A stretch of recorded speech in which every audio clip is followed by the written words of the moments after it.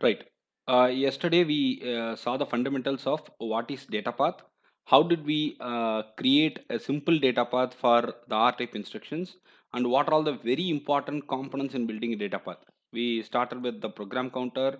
We understood what is the use of adder, and then we went to instruction memory. Then we finally combined all the three, and then we constructed the computation part of it as well, where we used something called as register file.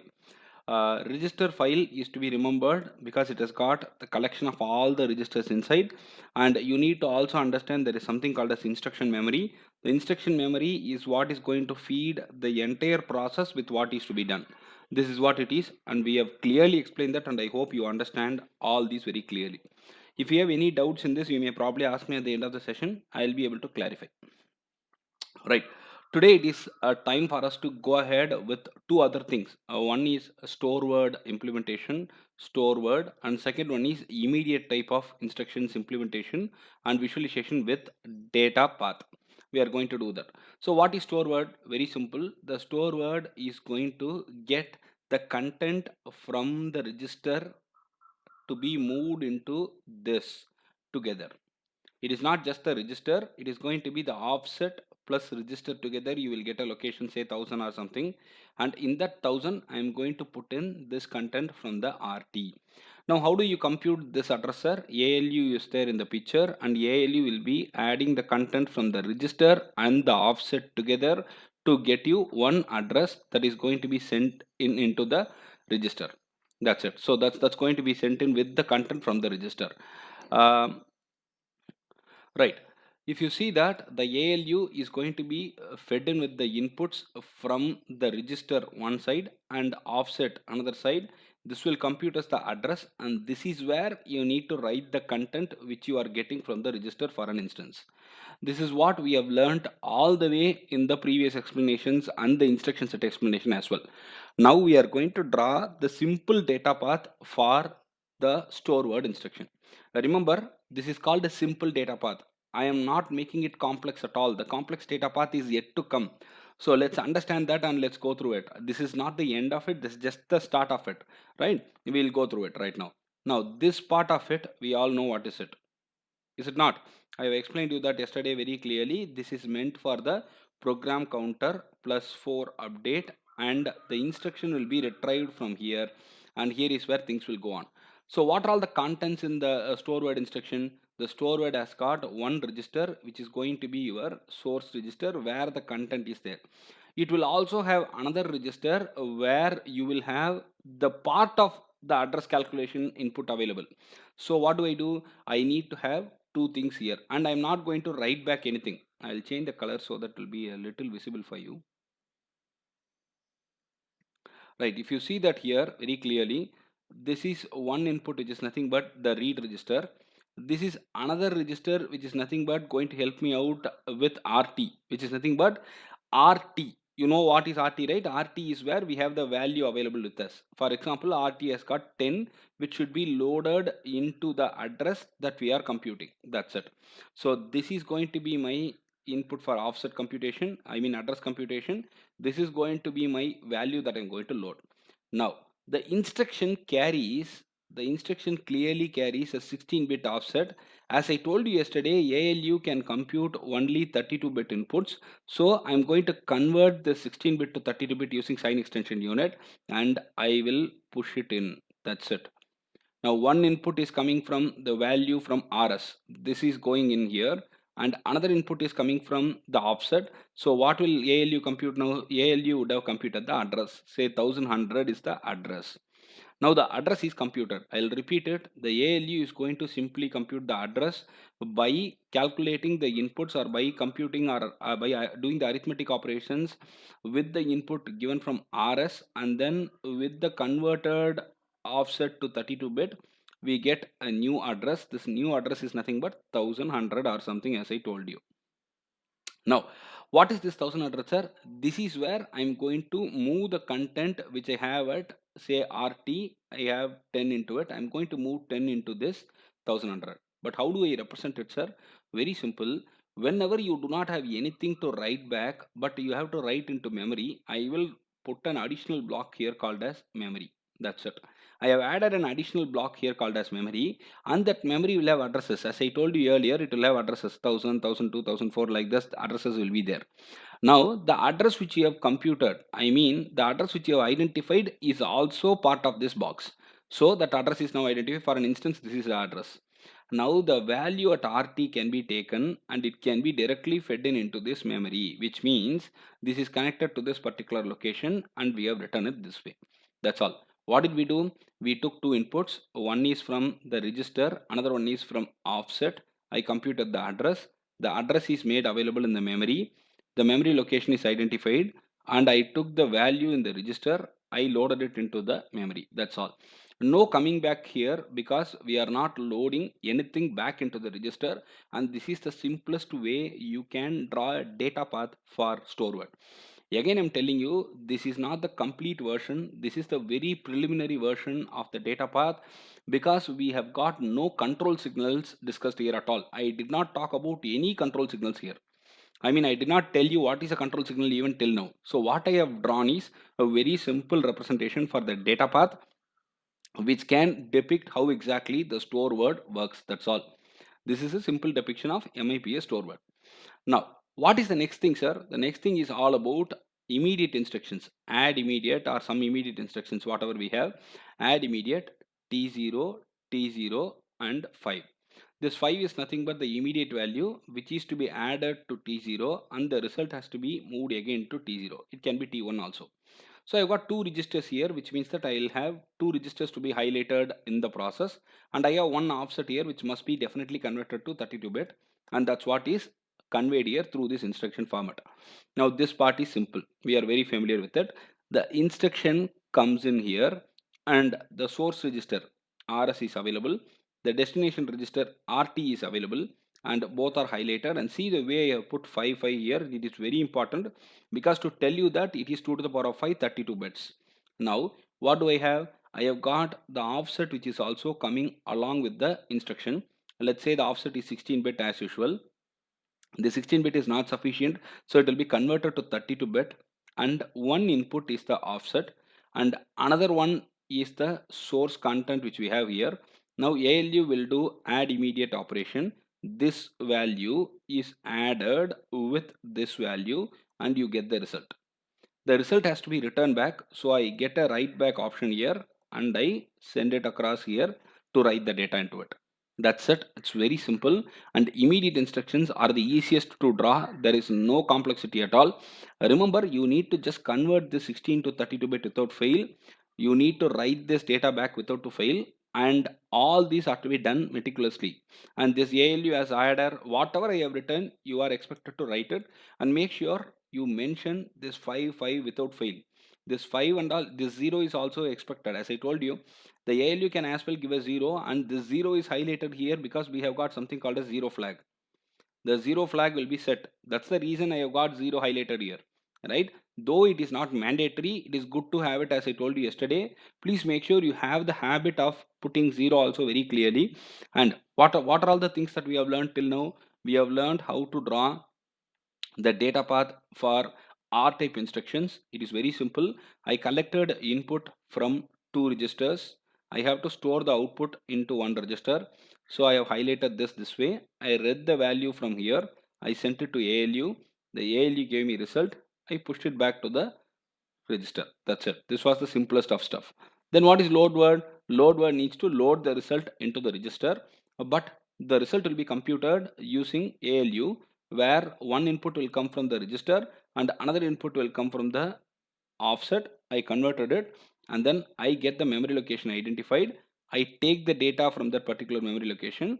I feed it onto the register as per requirement. Store word, just now we have discussed, so I think it is very clear, so we need not go deeper into it.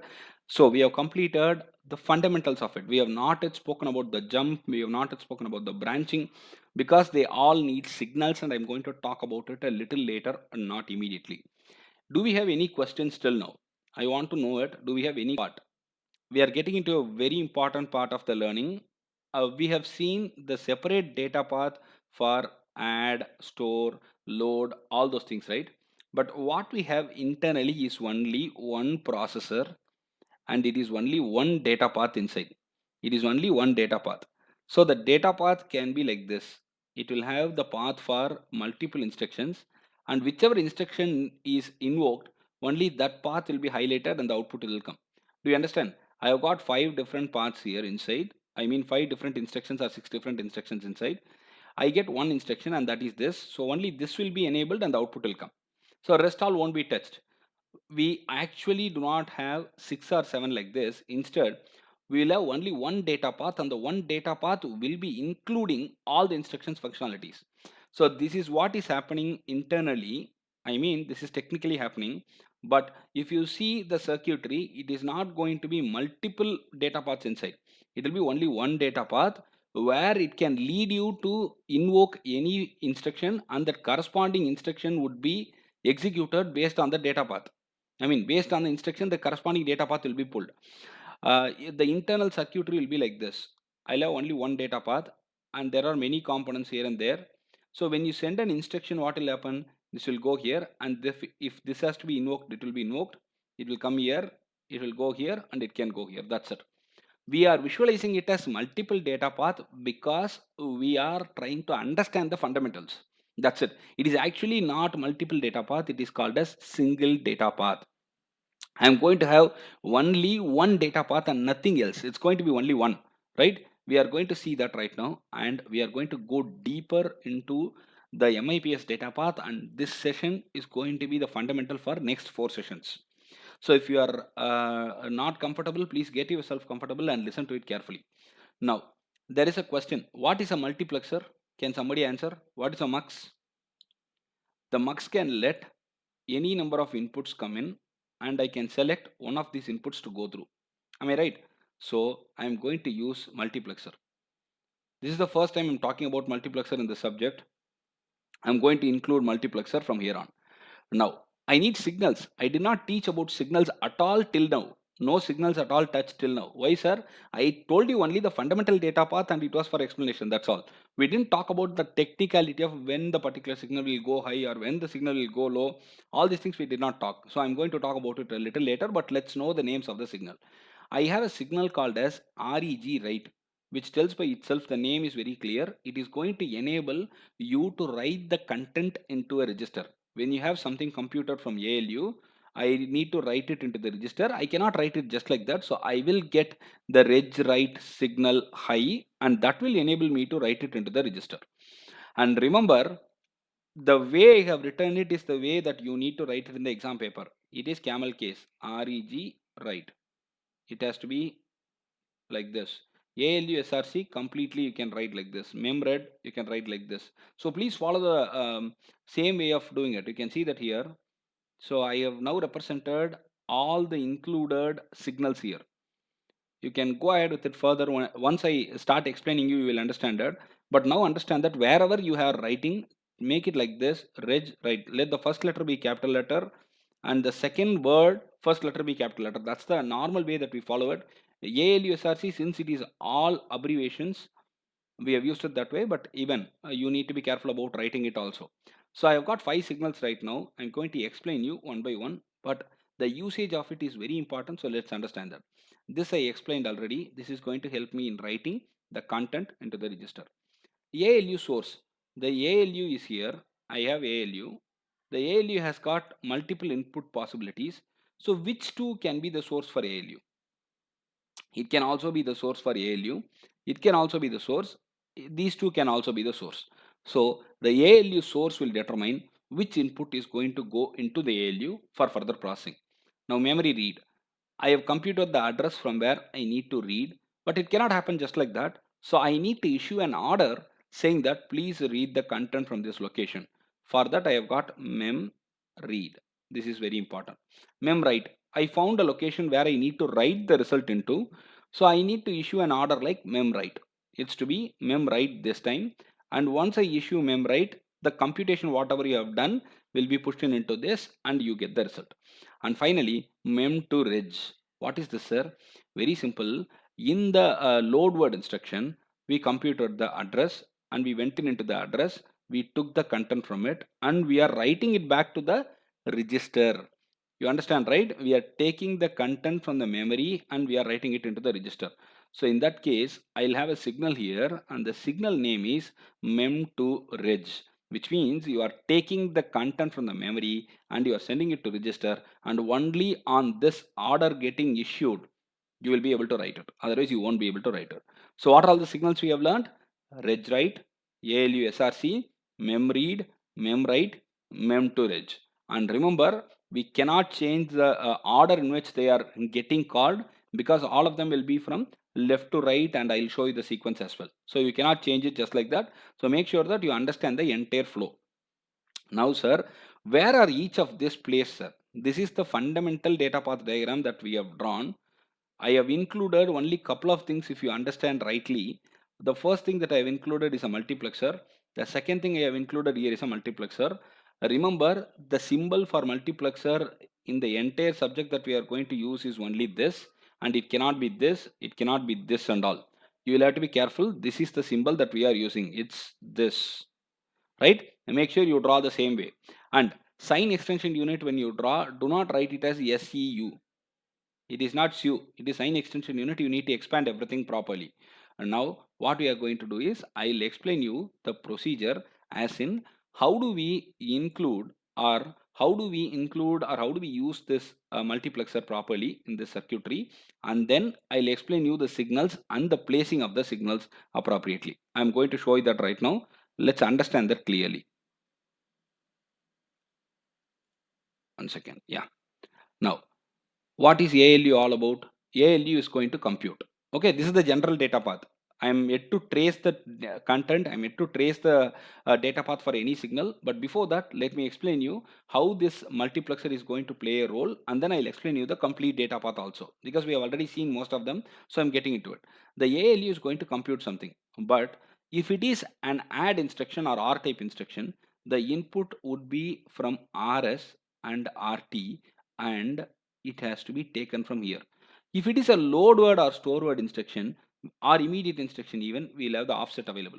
So in that case, the input should go here. Do you understand? The ALU's second input is consistently unstable.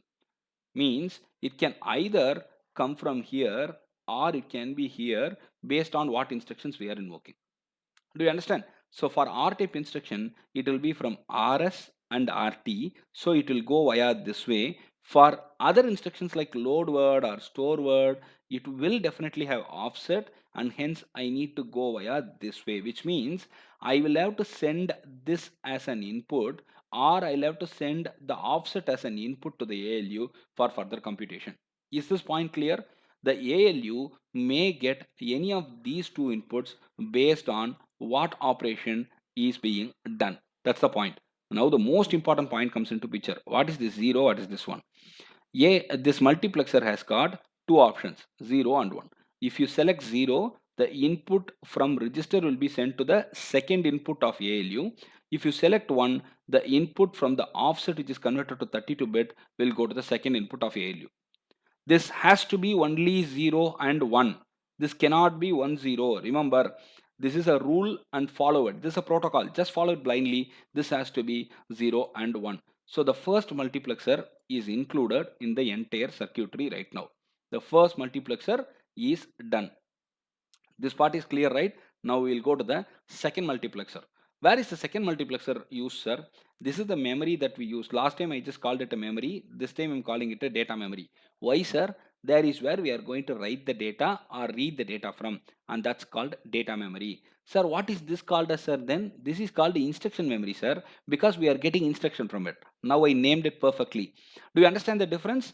This one is called the instruction memory, where the instructions are piled up. This one is called data memory, where you are going to write the data or read the data from. Now, there are two cases again. The first case is, I'll have to compute and I'll have to write the result directly into reg, or I'll have to read the data from the memory location and I'll have to send it across.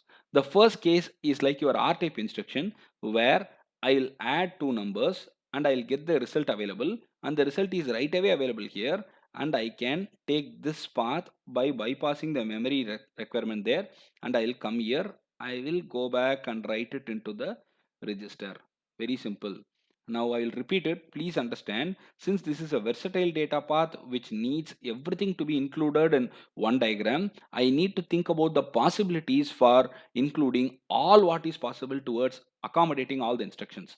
Now what do we do? If it is a R type instruction, I get the result here itself. Normally what will we do is we will take it here and then we will go back here and write it here and we complete it in the simple data path. But this is not a simple data path anymore. We are actually drawing an extensive data path. So what do? We include the component, but this component won't be called. Instead, I get it bypassed here and I go in. Now see that here it is 1 0 and not 0 1. It is 1 0. It has to be like that. This is another multiplexer. Now when you get the R type instructions invoked, the result comes through 0 and it goes on. But if it is a read data, if it is a load word operation, I need to read the content from the memory location, so it comes here and it goes on here. Now we have simply included two muxes, two multiplexes we have included, and that multiplexes are explained very clearly. Just the multiplexes will enable the input option to be selected and appropriate writing to be done. Rest all are the same. Now let's go through it. This is the process where we update the program counter +4 and the appropriate instruction will be pulled. Based on the instruction, the appropriate registers will be called and the content from the registers or the offset will be pulled out. If it is an R type instruction, this will be going through 0 and the ALU will be doing the computation plus minus or something. If the result is 0, 0 flag is set. If the result is something else, I'll come here, I'll trace this, I'll go through 0, I'll get it updated and I can write it into the appropriate register. Now, the input is a load word operation. So one input come from here, another input goes through this one, I get the address computed, I go through this, I find the exact address, I read the data from the address and I push it in. That's all. Now, if it is going to be store word, let me do that also. We are going to trace each and everything like this, friends, and it's very interesting. So for the store word, what will we do? We will compute the address to where we need to write. So the address will be found out. Write data will be enabled, and I'll write the content into that particular address. That's all. Very simple. So what we are going to do now is we are going to see where exactly all these signals are placed. Till now, what I have told you is very simple. I have included mux one for ALU and one for output. That's it. I explained you this very clearly. And first mux operation will be 0 and 1 is the order. The second mux order will be 1 and 0. That's it. It's very easy. Let's go ahead with the signals one by one. Now, first one from the left hand side, let's calculate. Let's move from left to right. Okay. What is the first box here? This is the register file. So what are we going to do? We are going to write into the register content. So reg write will be made available here. You can see that this is 1 and 1 is reg write. Whenever you mention a signal, please draw a small line and write reg write. This line tells that that's a control signal. That's it. That's a signal. Just keep it that way. You need not even understand it as a control signal right now. Just say that it's a signal. Now, what is the second one? The second one comes here. Now, what is this 2? This 2 is nothing but ALU SRC. What is that, sir? This multiplexer determines the source for the ALU. That's the reason we call it ALU SRC. This multiplexer will tell you from where the data comes and which data has to be passed into the ALU for computation. Is it clear? We have got the second signal explained. The first signal is nothing but the reg write, which will enable you to write the content into the register. The second signal is the mux, which is going to help us out in feeding the input to the ALU. The input is selected through this ALU, I mean through this mux, which is controlled by a signal called ALU SRC. Now this is done. What is this, sir? And what is this, sir? Why do you have two here? Very simple. Whenever I will have to read the data from memory, if it is a load word operation, I will have to read the data from memory. If it is a store word operation, I will have to write the data into memory. So I have 3 and 4 appropriately. 3 is nothing but mem read, 4 is nothing but mem write. That's all. And now what is the final thing? 5. 5 is nothing but mem to reg. Whenever you are reading the content from the memory and you are writing it onto a register, I will have to do it through this multiplexer, which is controlled by the signal mem to reg. So this will determine if I'll have to go this way or if I'll have to go this way. And this, if is 0, it means there is no use of memory available here and I can go through 0. If it is 1, it means that I have used the memory and the content from the memory alone is being sent back. Do we have any queries till now, friends? So we have not yet completed this in the regular syllabus. So I'm going to go ahead with it right now. And we are going to learn how SLT is going to work. What is SLT? SLT is an instruction which is called set on less than. Set on less than. For an instance, I have written a simple code and this code will be able to help you out in understanding. Now see that this is all regular text and main. I'm calling the main here. I can call it from anywhere as I have made it global. And I'm loading 3 into T1, 2 into T2. Now SLT, T3, T1, T2. T3 has not come into picture till this stage and T1 and T2 alone are in picture. Hence the operation is solely connected with T1 and T2 and the result goes to T3. What is it, sir? Very simple. If T1 is found to be less than T2, then T3 will be set to 1. If T1, right.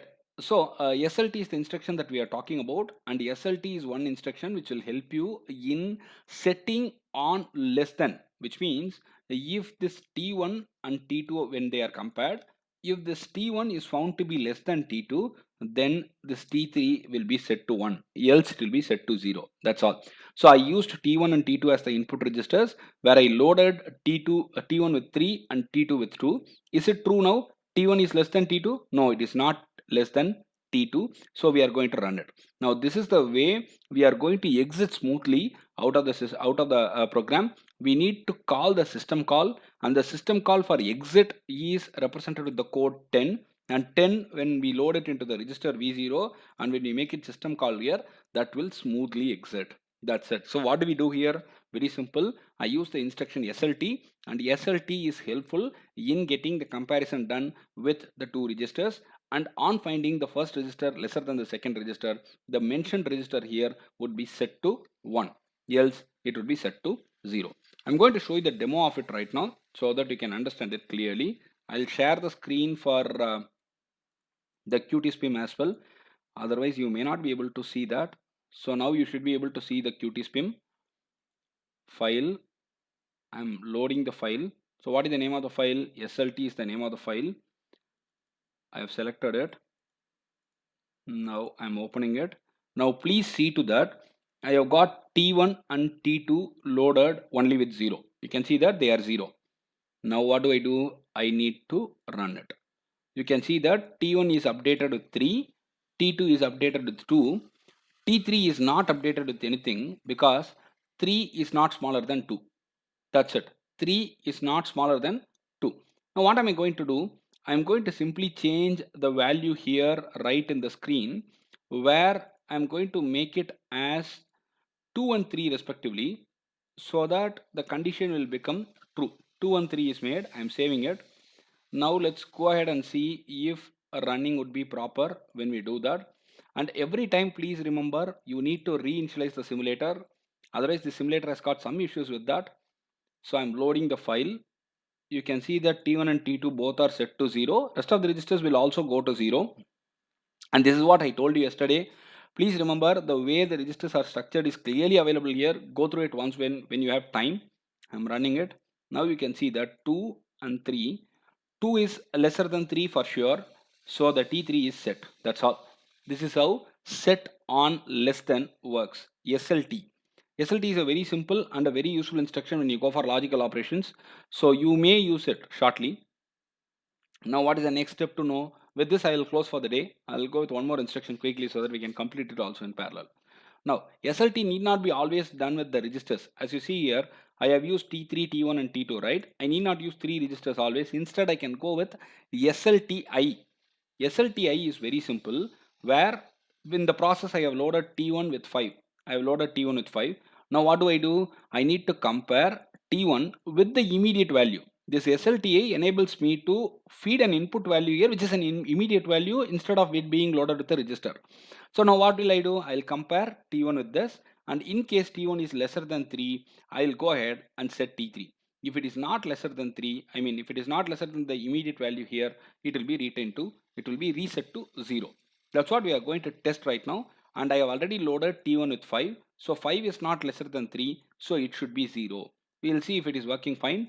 If it is working fine, that's all. We will close the session and we'll go to next part of it.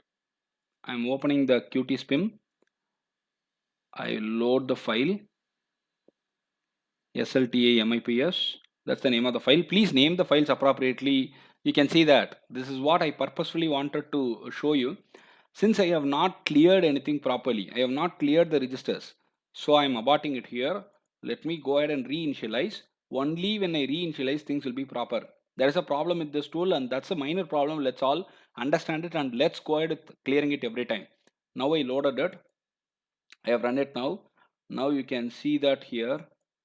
Where is T1? T1 is loaded with 5, and it is not less than the immediate value that we have given. So the T3 is set to 0 only. Right? Shall we change the value and try it out once quickly? With that, we will call it off for the day, and I'm going to change the value right now. Let's make it 2, which means it is for sure less than whatever we have there. Now I'm going to run it again, but make sure every time you reinitialize the simulator. I'm loading the file. I now see that there is nothing here, all clear. Now you can see that T1 is loaded with 2. Since it is lesser than the input value that we have given as the immediate value, T3 has been set to 1. That's all. We have seen two instructions today, SLTA and SLT. Tomorrow we will see how exactly to print the strings and to do string related operations with MIPS instructions also. We'll have time for it tomorrow. Also, we will try to trace one instruction clearly in the complete versatile data path. Till then, you will have to wait and stay tuned.